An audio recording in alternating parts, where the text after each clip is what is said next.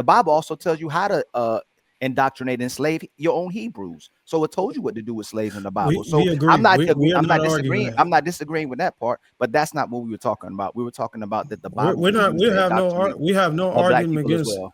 We have no. I'm responding to what she said. Hold on, wait. So why'd you make a new argument? You didn't answer the question. Wait, I have no argument. I have no argument against. Okay, this is why. Let me tell you. Let me just say why, and you can have it. E. And I'm going to use chemistry, the book. I could take the book, a chemistry book, and I could use it specifically to create a substance that a people would abuse to destroy an entire community.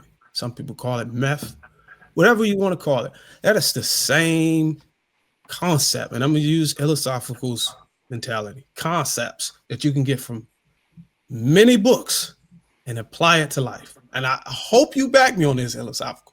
You can use the Bible the same way to destroy, uplift, whatever the hell you want to do. You can take specific. You're making our point. Strategic. You could be very meticulous about. You're rewriting our point, Bruce. I'm answering. Yeah, well, I'm just answering questions. So why you telling us what we just told you? Like you making a new argument. That was our argument. But it brings back my point. It is key. No, that's our point. If you allow, if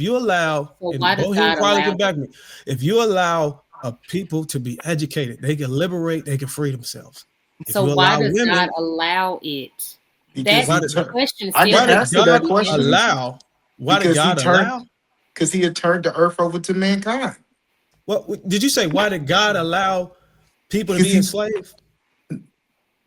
Is that the question? Yes. I would say that I wouldn't say that God allowed it. I would say God does not micromanage the decision making of people who decide to do evil or good. We know so much what God say. God ain't never told nobody. I don't know how. Is that a good answer or no? I'm just saying God ain't never told me nothing. Hold up, Truth. Do you disagree or agree? I agree. God told you that. Yo, how can so y'all stacking the question? Can we first address? He told you that. Can we first concede on that answer? Was that a good answer, or was that that's a horrible answer? Because what y'all been doing right now is that one person's trying to prove God exists, the other one says you can't prove God doesn't exist, and now you speaking for God. Like God literally said in Genesis and Revelations, you don't know what he's thinking. Gonna tell me can I land? We do know what he's thinking. I didn't actually. We do know what God's thinking. Oh, he just asked you to speak for God. Yes, actually, we do. You know what the God in the Bible says. You don't know that. You don't know. Why can't we admit what we don't know? Tell me I don't know. Like y'all don't know. Y'all make God. Y'all know what God want y'all to do. He told you. He said we don't know what God thinking, and God tells us that he wrote. No, the Bible said that God said. They're speaking for God. That's all we're saying. You don't know what he said. Either man is speaking. So let me ask y'all this. Let me ask y'all. I'm just telling you what the Bible says. I'm punched on. Y'all done punched on me all night. I gotta lay down. Let me ask y'all this. You think with the minds we got tonight, with the minds of the minds that we have in this illustrious time, we have all these great minds on the panel, all these elaborate thinkers. You got 19 Keys, you got the great DJ Hamp, you got the great Ali, you got the great Bruiser, you got all these wonderful minds and wonderful men. You have Trey, you have Either Man, you got Trey Smooth, all these beautiful minds. Do you think we have enough common sense to come up with a regimen of living outside of Hokomo Shando that we can apply to our people and children that could bring us together? Yes or no? Yes, we do now. I'm out. Y'all have a good night.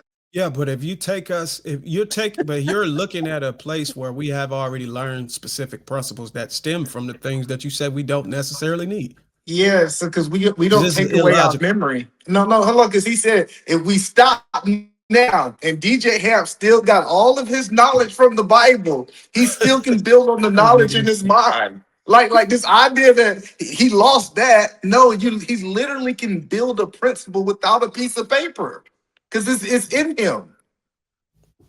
I thought all good things came from holy places. That's what I was always taught. I was always taught that. So the point is, I think so. God turned the earth over to men, and then we get mad about what men are doing on earth. Well, hold on. Basically, what Illa just did before he left, he said, you take a group of people who got a master's degree and ask them, hey, do you think y'all can do a master's degree in math? Do you think y'all can go out in the world and do math on y'all own from here on out? Yeah, we got a fucking master's degree now.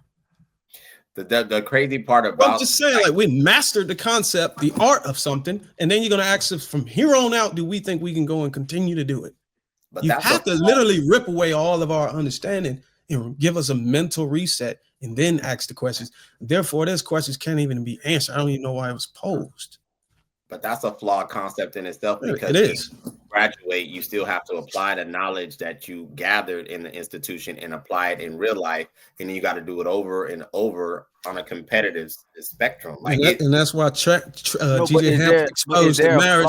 He trapped him with the marriage and you slept with my wife concept. So the conversation was about God, right? Is there a flaw in the God concept? If all of us can believe in the sun, all of us can believe in the ocean, all of us can believe in the earth, all of us can believe in the things that we see and accept as true, but most people can't agree on God unless you're following the doctrine that someone else is following or where you were born. Most of us follow how we were indoctrinated, what was presented to us, and the regions we lived in. Like, you can't deny that. Like, most of us follow what we've seen or what someone's brought to us. You can't deny that. And then the worst part about this is we're dominated by the people who supposedly gave us the religion. So is God for us, or is God against us, or is God supporting the people who dominate us or against us? And you can't be upset at someone who questions that when you believe. I'll say this. Someone said, I think it was in I don't know if it's Edelman and Darwin. Did someone say black people don't follow the Bible? They might be sinning, but black people still one of the biggest followers of the Bible. Like, we're very notorious and passionate about God. But why are the people the most passionate about God seem like we punish the most around the world? That's the problem I've had with the concept, because I believe in a higher power. I believe in the creator.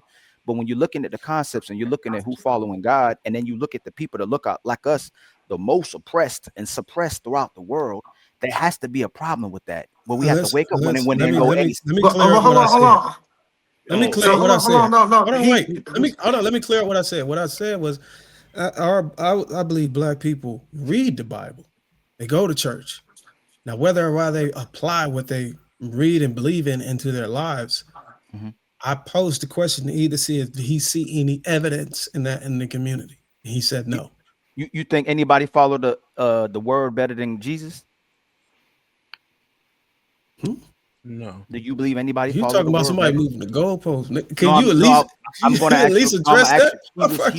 He was killed. Better so no. is believing in it going to liberate us on this earth? Is what I'm talking about. Is it going to free us? Because even if God, let's say God exists and God is with us, I can answer that. Does this God want us to do something about it? I don't think liberation was the prize for us believing and following Christ to be liberated on earth. I think the plan was something that was supposed to happen after life. I think there's scriptures or there's some type of language in the wording saying that God is, or Jesus is not of this world, and the world even accept him. What we're trying to do is use the Bible or use any concepts of what God wanted to happen as a way to say, now we can get land and we can get fucking 48. I don't think I don't think any of the I don't think it was in efforts to gain resources or reparations or 40 acres and a mule. I think the whole concept was being able to live a fruitful life, have a legacy, and be favorable by God's eye, so that whenever it was time for you to be judged, you would be judged according to the way you live. All of this stuff about being liberated and being free, that's a worldly thing, I believe. That's just my belief. No, but hold on. But it's really important when we hear people say, go read other stuff that's based off the Bible. Like we say, hey, let's go read these success stories and all these different things, principles. Those people got those principles and wrote those success stories based off the Bible, because the Bible is the original foundation, right? Which Bible? Which Bible? So that's what I'm saying. So you got you got the Wycliffe Bible, you got the Tyndale Bible, you got the Great Bible, you got the Geneva Bible, you got the Bishop's Bible, you got the Douay Rheims Bible, something like that, the King James Bible. Which Bible? So when people are speaking about it, we talking about books. What book you talking about? What Bible? And Hap already told you earlier that they stopped putting Apocrypha in the Bible because it was too much to put it in there. So which Bible are you talking about? I would say start with the Old Testament, man.